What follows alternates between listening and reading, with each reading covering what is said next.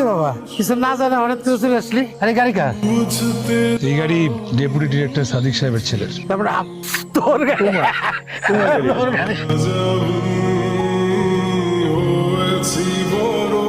খুব সুন্দর হয়েছে রে দাদা ভাই। দেখছো এটা কার গাড়ি? আরে আমার ছেলে স্বামী। আমি যেটা পারি নাই সেটা আমার ছেলে করে দেখাইছে, বুঝছো? কেমন লাগছে তোমার? ভালো। সন্তান যখন ভালো থাকে, অনেক বড় কিছু করে, তখন নিজেকে সফল মনে হয়। মনে হয় যে বাবা হিসেবে আমি সার্থক, নিজের পায়ে দাঁড়াইছিস। মনে হয় যে আমার সে সফল আর কেউ আছে।